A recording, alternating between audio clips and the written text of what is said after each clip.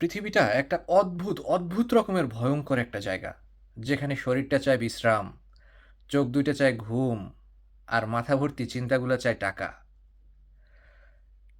অনেক, অনেক আগে আমাকে এক লোক বলছিল যে, "এখন তুমি যেটার পিছনে ছুটছো এবং যেটা তুমি চাও, এই জিনিসগুলো একসময় তোমার সবকিছু নিজের হয়ে ধরা দিবে। কিন্তু তোমার আর ওই জিনিসের প্রতি মোহ, ভালোবাসা কোনো কিছুই থাকবে না। তখন তোমার এই জিনিসগুলা চাইতে ইচ্ছে করবে না। মানে সবকিছু পাগলামি মনে হবে।" আসলে বেঁচে থাকার মাঝখানে শান্তিটা খুব বেশি দরকার। সুখটা অনেক বেশি প্রয়োজন। ছোটবেলায় একটা চকোলেট পেলে যেমন প্রচণ্ড পরিমাণে খুশি হয়ে যাইতাম, পুরা সারাটা দিন মাতামাতি করতাম, একটা টফি পেয়ে গেছি, একটা টফি পেয়ে গেছি। আবার ছোট্টবেলায় যেদিন আলিফ লায়লার কার্টুন দেখতাম শুক্র শনিবারে বা মজার কোনো একটা সিন আসতো বিটিভিতে, মানে পুরা দিনের আনন্দটাই ছিল অন্য রকমের। একটা আলাদা একটা ডিফারেন্ট একটা হাইলি একটা ভাইব পাইতাম। বাট এখন বলতে গেলে খুব ভালো আছি, ভালো জায়গায় থাকি, ভালো কিছু খাই, ভালো কিছু জিনিস দেখি, ভালো মানুষের সাথে চলি। কিন্তু হৃদয়টা অনেক ক্লান্ত হয়ে গেছে।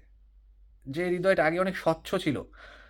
মানে পর্দার এপাশ ওপাশ সবকিছু দেখা যাইত। ওই পর্দাটাতে ধুলা জমতে, জমতে এখন কালো হয়ে গেছে। এখন ওই ছোট্ট জিনিসগুলাতে এখন আর শান্তি আসে না।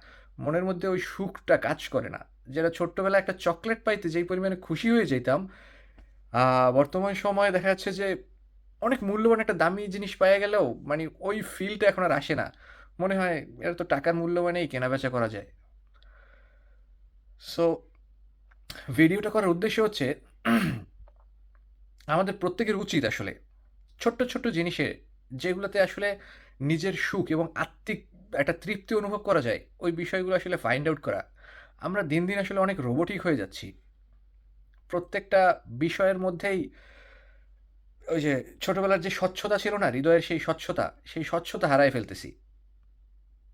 চোখের সেই ঘুম, হৃদয়ের সেই আল্লাহর প্রতি করুণ বেদনা, আর মাথা ভর্তি টাকার চিন্তা, আর মনটা চায় ভালোবাসা। এত কিছুর ভিড়ে আমি সেই ছোট্ট শৈশবটাকে হারায় ফেলছি।